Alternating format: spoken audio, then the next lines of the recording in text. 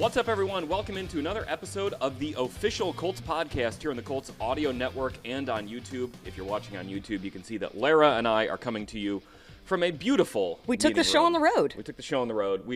This is some meeting room at our hotel. Yeah. I don't know if you can hear the echo, but it's a very large meeting room. It is. It's like almost a ballroom space. Like, yes. I feel like that they probably hosted some sort of a wedding reception in here Almost over the certainly. weekend. Almost certainly. Well, this is more important. Absolutely. We're talking about the Colts here. Coming up on today's podcast, we are going to recap yesterday's joint practice that the Colts had with the Bengals here in Cincinnati, and then we're going to look ahead to Thursday night's preseason finale against the Bengals at Paycor Stadium. Also excited, Larry, you had a chance to sit down with Kay Adams last week at Colts camp. Really interesting chat there. Really good to hear a national perspective on the Colts and why I think Kay's kind of woken up to, like, you shouldn't be sleeping on this team. You're exactly right. Like, she is high on this team, and she's going to go into what she likes about the dynamic, and why this might be somewhat of a surprise team, and how more people should be taking notice of what the Colts are doing. So, real quick, I thought this of, like, I don't think it's surprising. Like, I don't think if the Colts are good, I'm going to be surprised. But I'm also so in it, right? Like, I've seen it every day. I've seen what this team looks like in practice. And I listen to, some podcasts from national folks like Robert Mays and those guys who talk a lot about the Colts. And, hey, we're really excited about this team. But I think just from, like, a larger national perspective, everyone's talking about the Texans, right? That's the team that is getting the attention because they went out and they got Stephon Diggs. They got Joe Mixon. They have C.J. Stroud. There's already that proof of concept there. Mm-hmm. They won the AFC South. The Colts are kind of intriguing in that, I've seen Anthony Richardson for a bit. Shane Steichen's probably a pretty good coach. But nationally, there isn't that kind of star-powered juice yet that the Texans have. I think, and I say this in the best way, like, we've been kind of boring.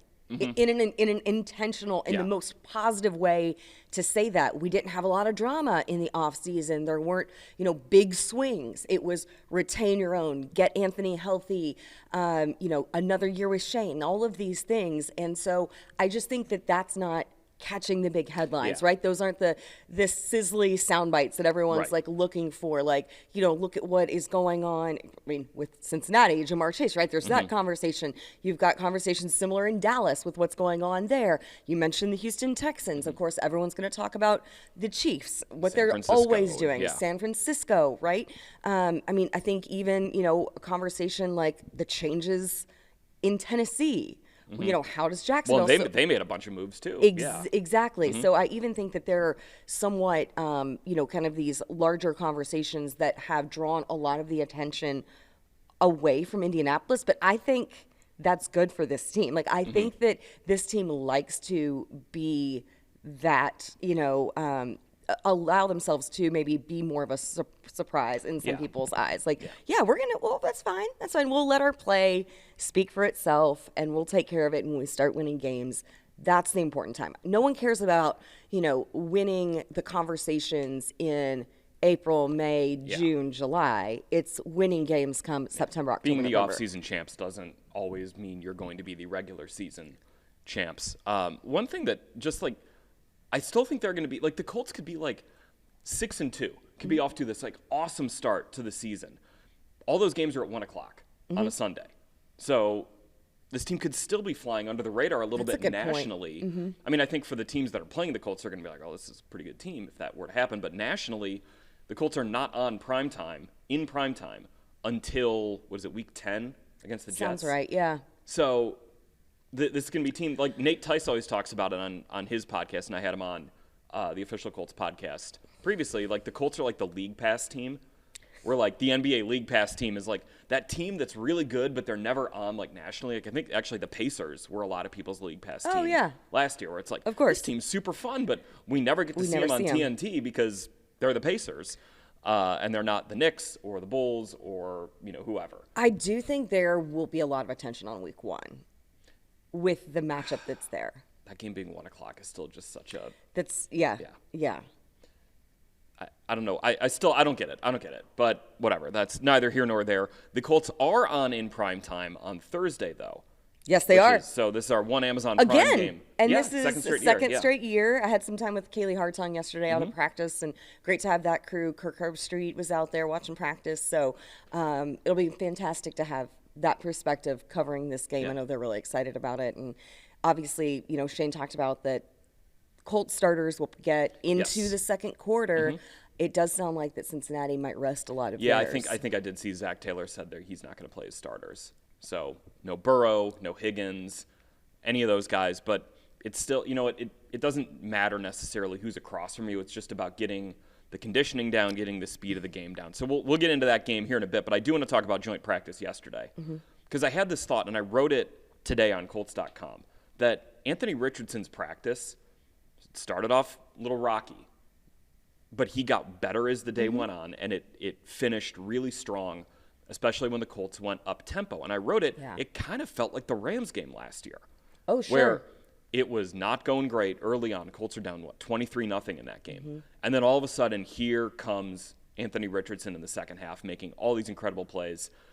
He's just an explosive play waiting to happen, but it was when the Colts got into an up-tempo offense, because they had to, playing catch-up against the Rams, that all of a sudden – the switch flipped, and it was like, oh my gosh. That's the game, like when you talk to people about Anthony Richardson, that's the game they talk about.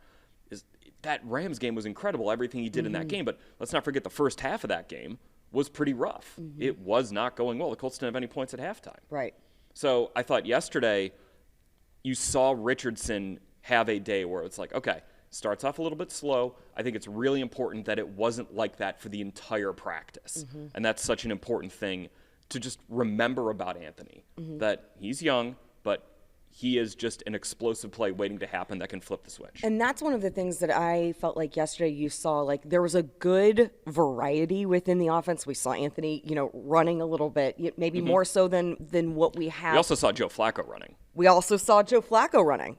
Two straight plays, Two right? straight plays. Two straight plays. The Bengals were not happy about that. No, there was some very, chatter. very vocal in the Bengals secondary yesterday. They were not happy that the Colts quarterbacks were running as much as they did, but it's like, well, okay. Yeah, I mean, you're probably not expecting Joe Flacco to run for 25 yards in the regular season, but come on, man. Like, you're facing the Colts. Of course the Colts quarterbacks are going to run. Exactly. And then, spreading the ball around. You saw a little bit of JT, of course, working in there as well. I think, too, I thought it was one of the stronger days I've seen from the Colts defense 100%. in the joint practice opportunities that we've had. Really saw effectiveness up front from a number of different defensive linemen. To say the least. Yeah. Kwity Paye ended that last drive, so the practice finished with a kind of end-of-game 11-on-11 simulation. And the Colts went down, and the goal was to get a field goal. So Anthony led the Colts' first-team offense down, got a field goal, exactly what they wanted. Kwity Paye then ended the Bengals' possession with a sack of Joe Burrow, like a quote-unquote sack, where he got in there, and I don't remember who he was over, the tackle, but he got into the pocket real quick. And that defensive line, the whole practice, Larry, you're right, was just mauling things up front. Larra, I thought it was a really good day from him. Not to say that he ever lacks confidence, but I did think it was a good confidence builder for him. Again, to continue to stack the type of days that he's been able to have, especially going into this game to get ready for week one. And, that's one of the things that talking to guys about over the last week, because this is such a critical week and a half stretch. 3 joint practices, 2 preseason games, and you start week one at home against the Texans. And I've asked a number of the guys, what do you need to see? What do you need to get out of these joint practices, the preseason games, to be ready for week one? When you have this many quality opportunities in a row, and so many of the guys just said consistency, building one day onto the next, and also the ability to shake off a series that wasn't your best, rebound and recover from that, and come out stronger in the next series, the next opportunity that you get. Yeah, I mean, I think that's kind of training camp, right? You have to take it in its totality. Now we're at the end of it, and I think the totality of it is 2 things we just touched on. I think this has been a good training camp, good preseason for Anthony Richardson, and it's been a really good preseason for the defensive line.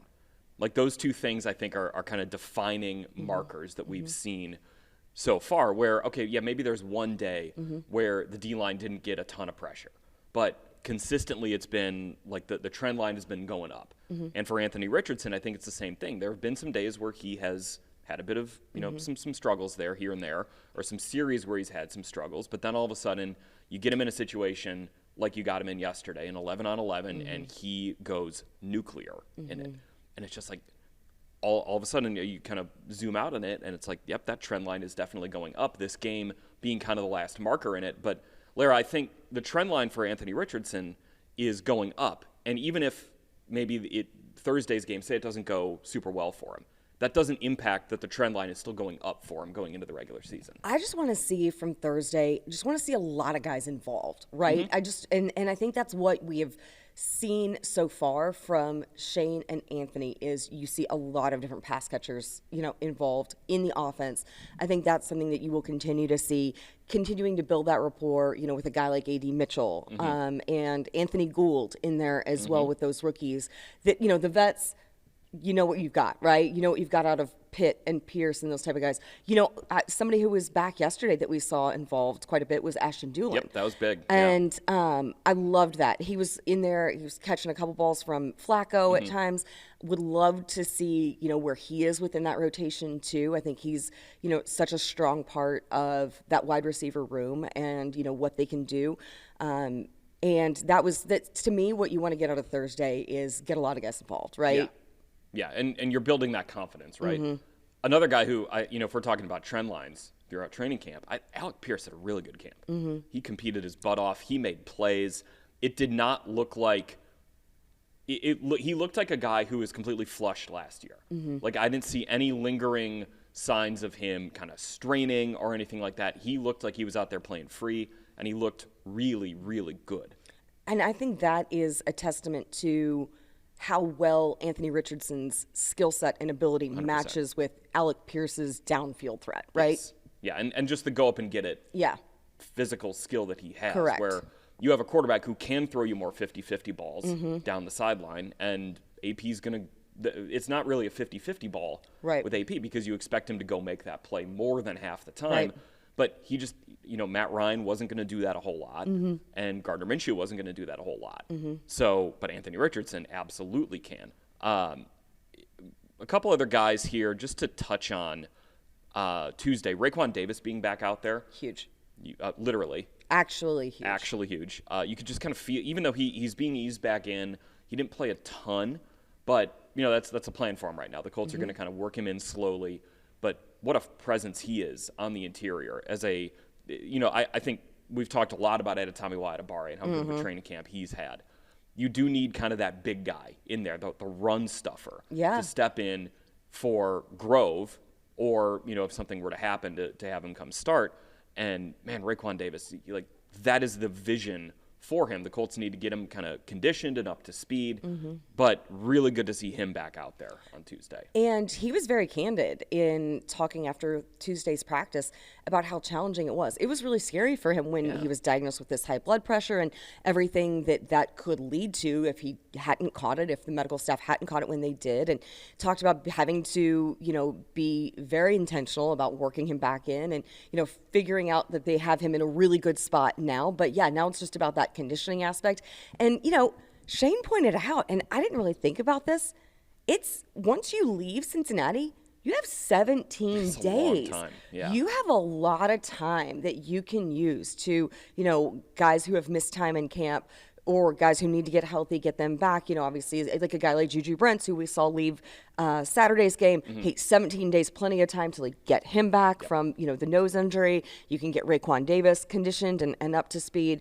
Other guys that, are just kind of maybe have missed time here and there or whatever it might be, or coming off of, this is a rigorous stretch, right? Just to fully get recovered from camp, joint practices, preseason games, all of that. And that'll be huge for everyone, but in particular, yes, a guy like Raekwon Davis who, just needs the opportunity to get onto the field. Yeah. A couple guys, injury updates, just since you mentioned Juju. Yeah. Shane did say he expects Juju to not be out for too long with the nose. Same with Tanner Bortolini. He came out with a toe injury. Doesn't sound too serious for Bortolini. Unfortunately, Jelani Woods, it does sound serious for him. Shane Steichen said Jelani's probably going to be out for a while. He had a toe injury in the Colts preseason game against the Cardinals. So we'll see what that means for him on the 53-man roster. Just procedurally, if the Colts wanted to put him on injured reserve but get him back this year, he would have to be on the initial 53-man roster, and then the next day he could go on IR. Because if you go on injured reserve before the cut to 53, you're out for the year. That's what happened with Wesley French. Had the ankle injury.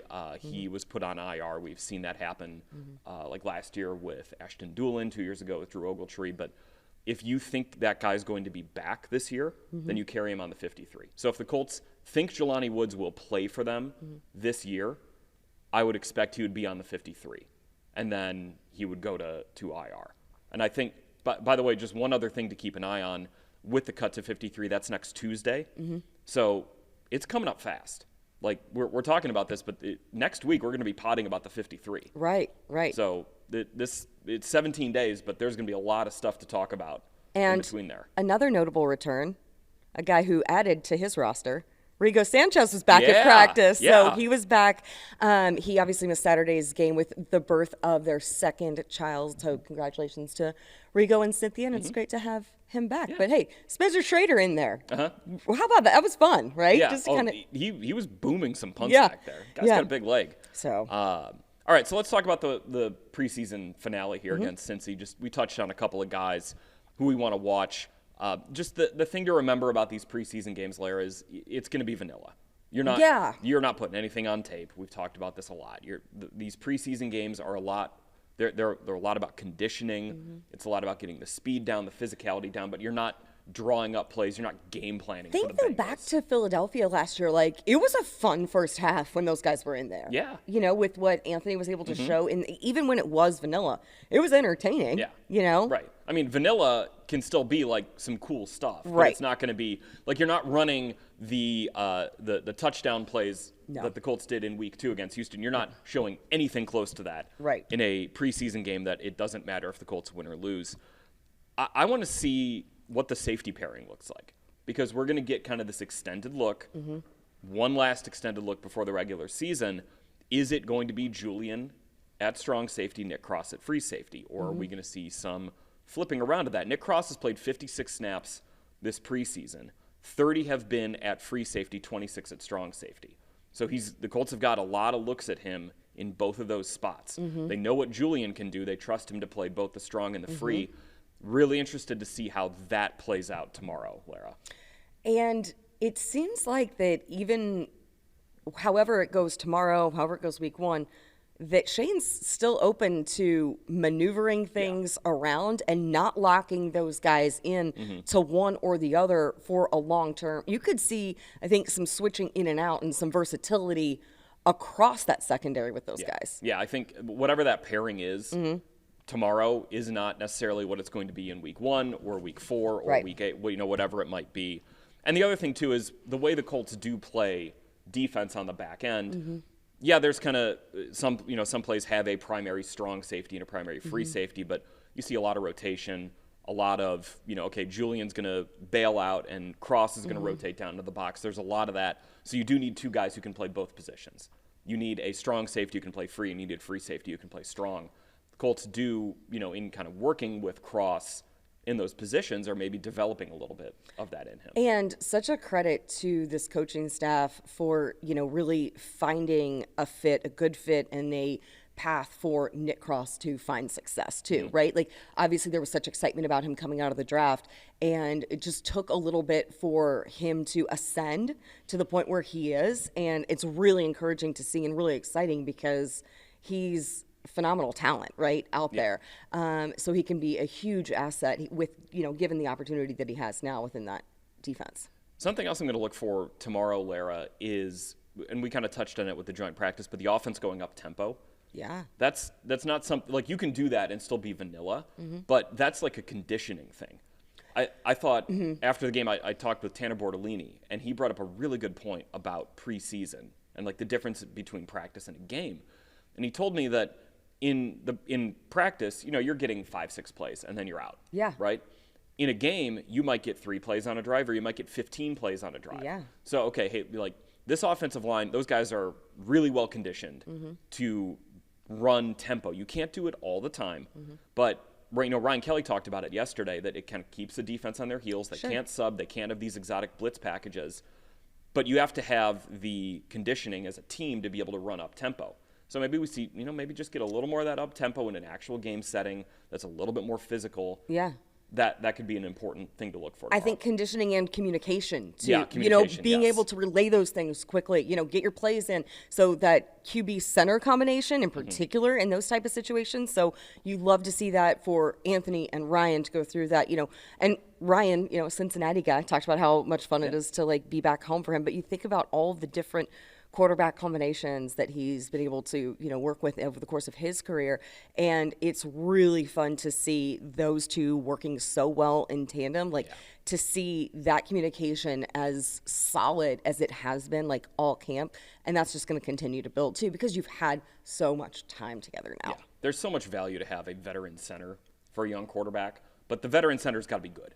Oh, yeah. Like, you can't just be like, let's throw a 35-year-old in there who isn't good, even though he's seen a lot of stuff. Ryan Kelly has not only seen everything and can help Anthony out with that, but he's also just a really good football player. Right. Like, let's not forget, this guy was a Pro Bowler last year. He's a 4-time Pro Bowler, I Sounds believe. right, yeah.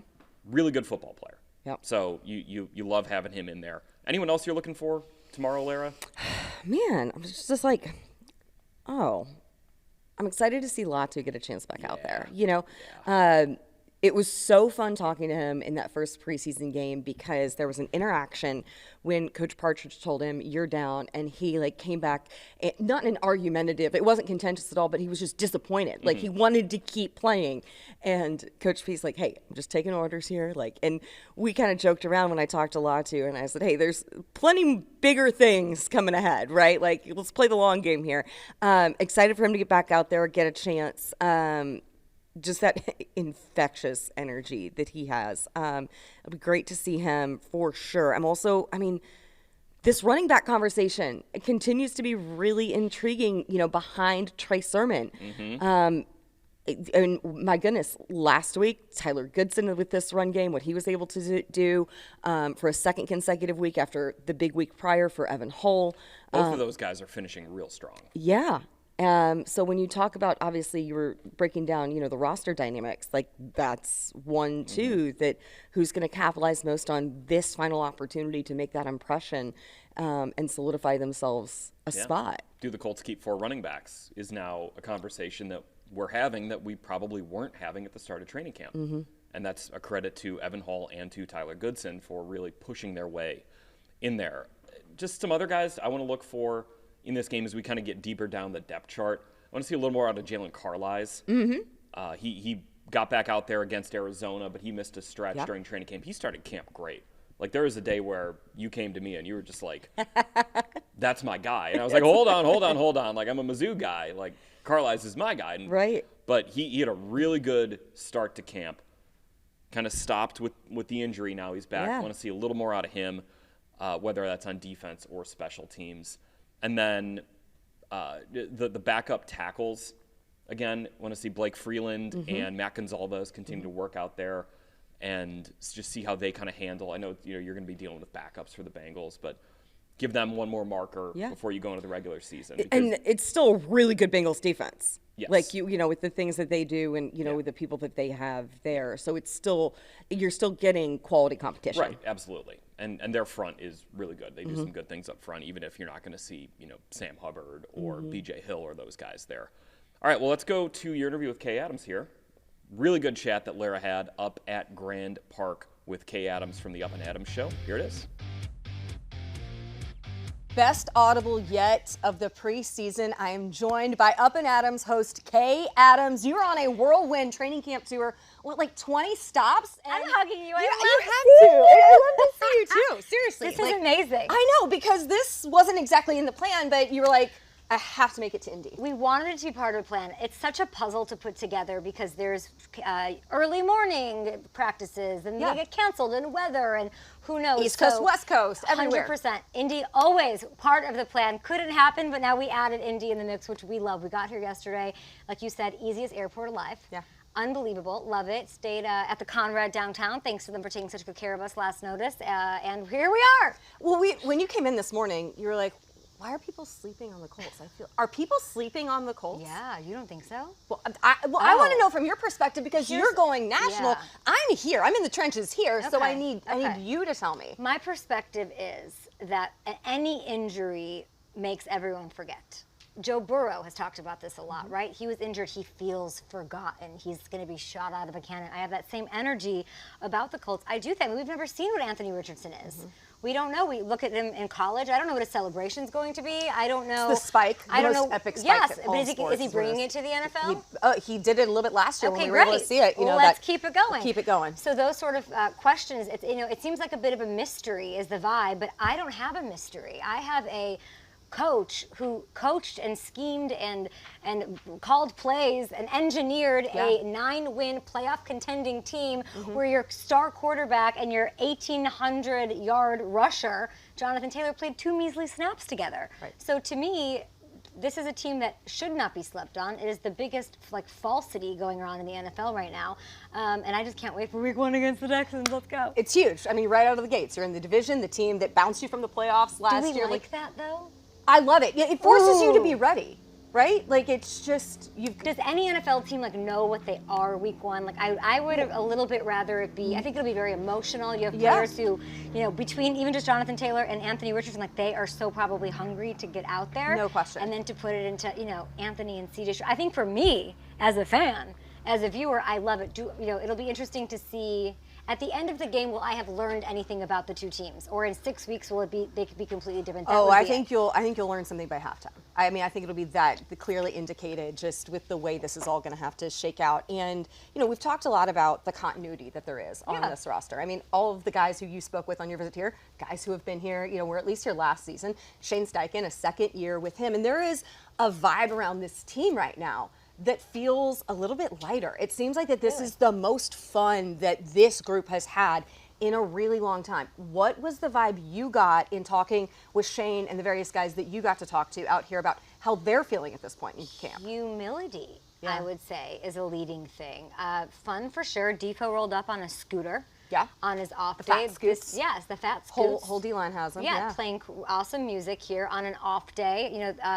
Shane Steichen said that he let them sleep in a little bit more this morning. He's got big decisions he has to make about playing time and snaps and all that, and things he needs to learn in the preseason.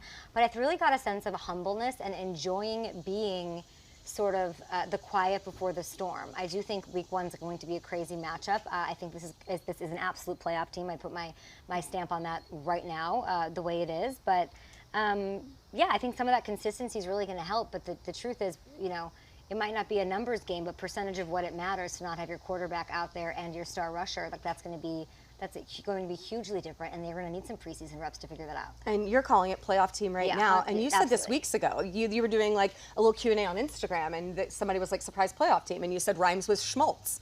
And I'm like, yes, I love this. This was a month ago or something. And in talking with Joe Flacco last week, because he had a previous relationship with Shane prior to coming into this team, one of very few new additions that the Colts made, and he just said he can't wait to see Shane's offensive mind at work with Anthony Richardson in these game-like scenarios. You talk to head coaches all across the NFL. What do you like from your conversation with Shane, his fit with a second year with this team, just kind of the aura that he gives off? I think I like what everybody else said about him. The second I brought up his name and him, I said, does he get enough credit? And right away, you have the glimmer in the eye, you have the smirk, you have somebody like Anthony Richardson, the quarterback, saying, I think he's a genius. That's what he said. He is a genius, and you can't help but believe that. I heard the words grit, edginess about this coach, who really couldn't be more kind and warm and affable going into joint practices with a guy who was going to have an absolute chess match in Jonathan Gannon. We know, he's gotten the best out of quarterbacks like Phillip Rivers. We just saw what he did, obviously, in Philly, and he's got this, one of one in Anthony Richardson. In my opinion, the most gifted quarterback in the NFL. I had every player say it to me today. Name one that's more gifted. I guess, you could say whatever. But those two put together, the decisions of whether or not he's going to run through the air, do whatever, having Jonathan Taylor, having Quentin Nelson, it's about to go off. And don't sleep on this defense that's coming. That they, between Zaire and EJ Speed, I can just tell you the energy from these dudes. Defo, of course, in talking to them and having them on Up and Adams. This is a team that feels maybe a bit of a chip on their shoulder, even though I like that they're not admitting it. You do? Why do you like it? I just like the idea of underselling and over-delivering. Why say it? Just show it. In so many of the teams that you talk with, though, like you have these big personalities who aren't afraid to state it, right? Who aren't afraid to put it out there. You can just say Tyreek Hill's name. I mean, right? Like the whole, like, don't even get in the Noah Lyles conversation because I don't have time and space for that. But you know, this team, they're so humble. Do you feel like that is that good, or do you feel like that you want to see a little bit more bravado, or are you good with it? It's there. Defo wants respect. I think his voice matters. I think he wants a Super Bowl. He'll do anything to get it. Because he came so close in San Fran. And of course, right? And he puts it on himself. It's the whole thing. It's a whole, like, you know, it's a story arc that's impossible to root against. You want him to get it. Everything's here. I don't know how else to say it. I feel like the energy of, you know, I think Anthony Richardson wants to show it. I was trying to get what motivates him today. He said, I think I got to his family. Oh, it's 100% his yeah, family. I don't think it's fame, money. I don't think it's any of the things. He wants a Super Bowl, but he's doing it and putting on for his family. Exactly, because of how hard his mom worked to put their family in a position for him to have the opportunities to play football and do all that. I also, in hearing from some of the other guys and talking to Michael Pittman Jr., he said that he thinks that Anthony's really motivated by seeing, you know, what C.J. Stroud was able to do, you know, what Will Levis was able to do for the Titans, like those guys who were within that draft class, Bryce Young, right? There were so many quarterbacks that were right there, and Anthony was the one who didn't have a chance to show a full season, and so he's motivated. Isn't that a good thing? 100%, but I just think that's something that maybe Anthony isn't maybe acknowledging quite as much, but that other guys around him aren't afraid to be like, yeah, he's motivated by this in a really good way. It's, you know, not animosity in any sense, but you saw the mutual respect that CJ and Anthony had when they saw each other last season, and we'll see it right on the gates this year. Okay, best or most important question of the day: when do we get you back? Oh my gosh, I don't know. Somebody look. They sort of take me, like, you know, like those things, the machines with the toys. Oh, the claw machine. So Kat is my claw in Hamilton, and they take me and they move me from place to place. I have officially no agency over my own life at this point, and so I would talk to them. So I'll just, Kat, I've got your number. Give me the game. Is it week 1? There are a lot of really good ones. I think week 1 for sure. I also think, you know, where are we putting this rivalry? I think Bears Colts week 3. Where are we putting this rivalry? I think that's really interesting. Where are we putting Texans Colts as far as rivalries? High. I love a rivalry. I love it. I was trying to make the Packers Bears thing. I'm trying to drum that up, even though it's been 1-15. Yeah, I think it's pretty high right now. I think that, you know, it's obviously Tennessee has always been one. It's a little bit different this year. People said bad blood. With Tennessee? No, with Texans. Oh, I mean, just the way they spoiled it last year, you know? And I think that even went to early in the season. That's the game that Anthony initially got hurt in, right? So there are a lot of, like, storylines under the surface there that are bubbling up a little bit. So, Defo going up against D'Amico Ryans, that's a great little unheralded storyline in the mix of their team. Yeah, you know, I think that for a long time the narrative was like, okay, like Colts and Jags, like, you know, it's been a difficult place to win. Going to Jacksonville has been hard, but I do get this sense with, like, the new regime of these new coaches with these new young quarterbacks that this is starting to kind of become, at least on a national scale, the battle that everybody wants to see. Give me the thing that you need me to be talking about. I depend on you. You are here. What is the thing that you want? Okay, talk about this more. How scary this run game is to defend with Jonathan and Anthony Richardson. Change the game. I asked EJ Speed about this, about how well it prepares you when you have to account for both of those guys. You're going up against them. And he said, I cannot wait to watch this offense go to work. When we're off the field, when I'm on the bench, I'm not going to be sitting down because I want to see what those guys have to do with everything that's available. The entire playbook is open. Cannot wait. It's going to be scary. And then Pittman will get open. And you don't have a receiver, I think, who barks for the ball here, which is rare and amazing and super helpful for an Anthony Richardson as well. Yeah, they're all, like, very team-centric. Like, Mitchell looks good. AD is great. He's been a great addition to that room. The dynamic in there is super fun. Like, how can you not have a fun room with Reggie Wayne? Like, and Pitt's vocal when he needs to be, but he's very selective. He's lead by example, but then he also can be vocal. He strikes that perfect balance of exactly what you need with what is primarily a really young, you know, group with, like, Alec Pierce, Josh Downs, AD Mitchell, and then, you know, Pitt's your elder statesman. Who's the OG? Who is the? Well, who did Pittman say? It was Phillip Rivers when he was here, and then who did he say took over? Buckner. Is Buckner the old head? Yeah, I think Buck or Ryan Kelly. Like, Ryan Kelly's your longest tenured Colt. He's your center. Like, those are the guys who, you know, they're, like, in their 30s, they've got kids, they're like the established, like they're kind of the father figures, right? A little bit like very steady, all of that. Yeah. I'll say this with the Colts, and it was a very short thing, but Anthony Richardson said it, and I got one of those chills that you only get energetically, and he just said, "I'm here now." That's my takeaway. I'm here now, and just put that in your whatever and whatever it. Like that's the story of this Indianapolis Colts team. He told me a couple weeks ago coming into camp, I want to prove that I'm back.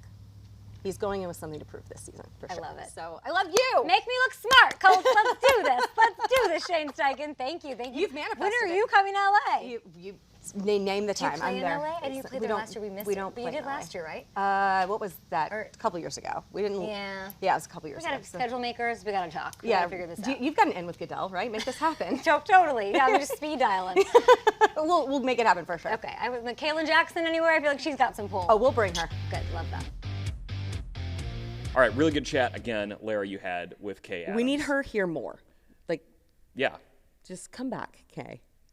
More Kay Adams always. I mean, anytime she wants to talk about the Colts, we are happy to have Here's her. the thing, she does it unsolicited too. Like there are conversations that she's been having over the last few months that she will bring up the Colts and what they're doing, and she's a big fan of what Shane has done and this team in general. She was saying that she feels like our guys should like be more bold. Like she's like, you have to. They're all too nice. Like they should, And so I was like, they'll get there. Like you'll see it in the right way. Smart football watchers are talking about the Colts. Yeah, exactly. Yeah. If you're Take note. really paying attention, you're talking about the Colts nationally. We obviously are talking about the Colts. Sure. Because this is the official Colts podcast. And we do it every week. What else are we going to do? Right. Next week, we're going to have our an episode of the official Colts podcast. Again, that'll come after the 53-man roster drops, so it might be a little bit later on Tuesday. We'll get back to our usual Tuesday trio with Jeffrey Gorman in our studio. We'll be back there next week. No more camp, no more weird, large meeting rooms at the hotel. Yeah. Back to our nice little studio with our comfy couch. Excited. It's not actually super comfy. Excited Gorman to get hates back it. there. He doesn't like couches in general. That's a conversation for another day. Coming up on the Colts Audio Network, we're going to have Inside Football with Rick Venturi. That'll be out first thing Thursday morning. So if you're watching this on Wednesday, listening Wednesday, that'll be out tomorrow. Just a bit of a schedule change with the joint practice. And then Bill Brooks and I will be back on Friday morning with Instant Reaction. That'll be on the Colts Audio Network and on the Colts YouTube page. Anyways, Larra, good chat out here. Great chat. Let's go enjoy Cincinnati. Let's go get some chili. No. Drew, back behind the camera, is nodding happily that we've brought chili up again on this podcast. No. All right, great end of this podcast. Me getting nauseous thinking about cinnamon chili. Anyways, that's going to do it for us here on the official Colts podcast. We will talk to you next week on the Colts Audio Network and on the Colts YouTube page. Thanks for watching. Thanks for listening.